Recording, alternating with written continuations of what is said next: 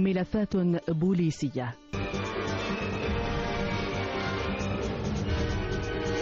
ملفات بوليسية، القصص التي نقدم لكم هي من صلب الواقع.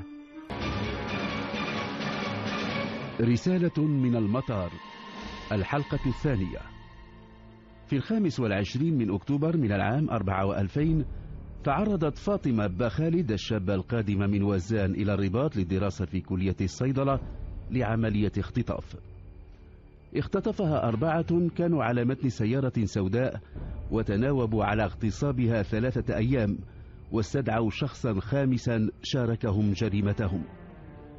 لما تخلصوا منها في أحد شوارع مدينة تمارا، سعت إلى مركز الدرك لتسجل شكايتها، ولكن دركي المداومة طلب منها أن تقدم أسماء من اغتصبوها وعنوان المكان الذي احتجزت فيه، وأيضا شهادة طبية تثبت أنها تعرضت للاغتصاب. أرادت أن توكل محاميا يدافع عنها، ولكن ما قاله لها لم يكن يختلف كثيرا عما سمعته في مركز الدرك بتمارا. قررت فاطمة أن تتحرك بمفردها وأن تثأر لكرامتها.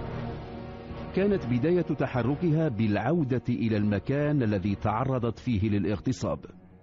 رقم الاشتراك المكتوب على صندوق عداد الكهرباء مكنها بمساعدة موظف شركة التوزيع من الحصول على عنوان عائلة صاحب النظارتين السوداوين، ذاك الذي كان يقود السيارة ويتزعم العصابة.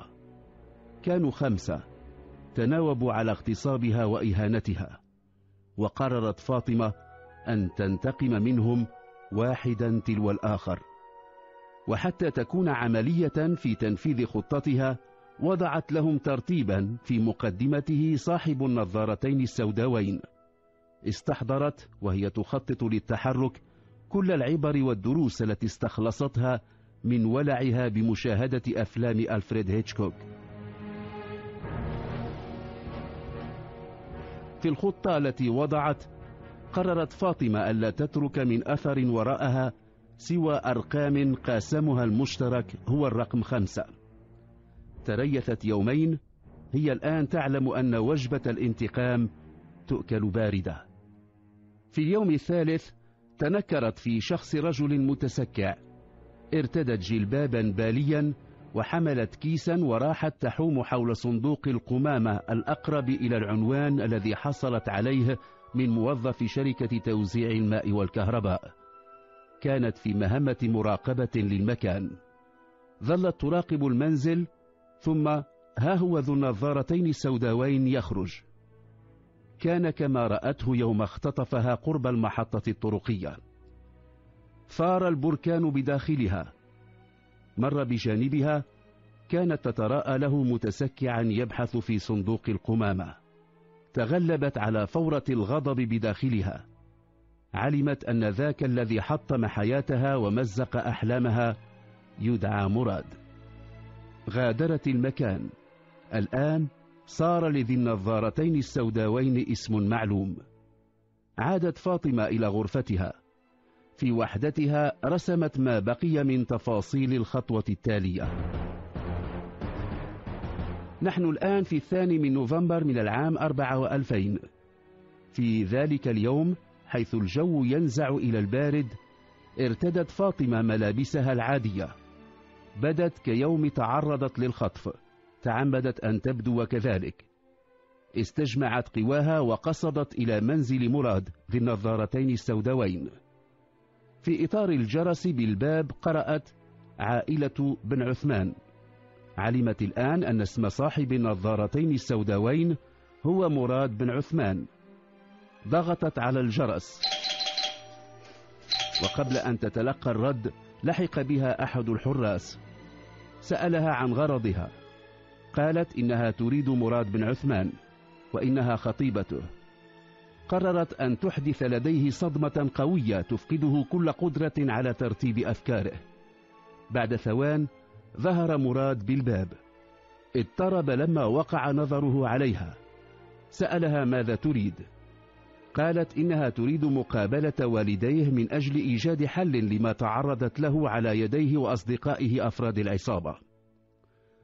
مراد ذاك الوحش المفترس ينقلب فجأة إلى حمل وديع يفاوض من أجل إقناع فاطمة بالعدول عن مقابلة والديها.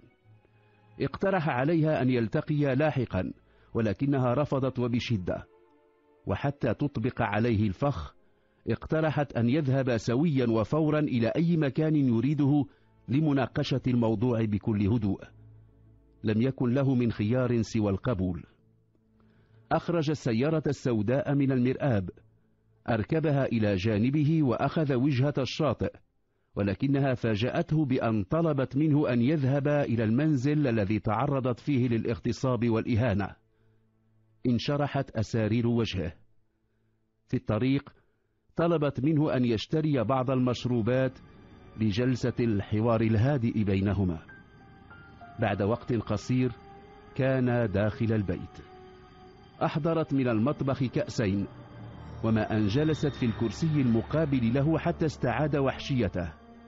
أراد أن ينحو منح العنف، ولكنها هذه المرة كانت مستعدة للتصدي له. بسرعة أخرجت من حقيبتها اليدوية قارورة بخاخة، صوبتها إلى وجهه. كانت في القارورة مادة أعمت مراد وجعلته يختنق. خارت قواه فاستلقى على الكرسي محاولا استرجاع أنفاسه، ولكن فاطمة طالبة كلية الصيدلة كانت قد حضرت ما هو أقوى، فما أن استلقى على الكرسي حتى بادرته بكومة قطن مشبعة بمادة مخدرة وضعتها على فمه وأنفه، وما هي إلا ثوان حتى خر على الأرض بلا حراك. سحبته إلى الغرفة حيث اغتصبها، ألقته على الفراش ثم جردته من كل ملابسه، وبحبل متين أحضرته معها قيدت يديه ورجليه بإحكام إلى إطار الفراش. أيقنت الآن أنه لن يستطيع الفكاك، ثم جلست بجانبه تنتظر أن يستفيق ويزول عنه مفعول المخدر.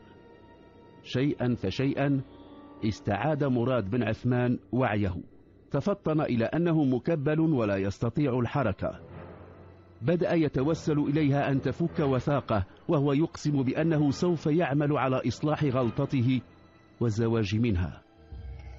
تجاهلت توسله كما تجاهل هو ورفاقه من قبل توسلها إليهم لما اختطفوها وحين اغتصبوها.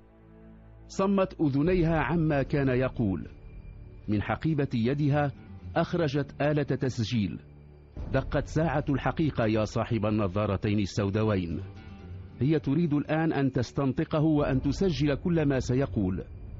لم يكن غرضها أن تسلم الشريط إلى الشرطة، ولكن غايتها كانت المعلومات التي سوف تستخرجها منه حول أصدقائه الذين شاركوه اختطافها واغتصابها.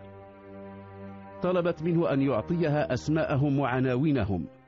حاول تضليلها ولكنها كانت أذكى. طلبت منه أن يعيد عليها ما قال، فاكتشفت مراوغاته وقررت الانتقال الآن إلى درجة أعلى من الضغط.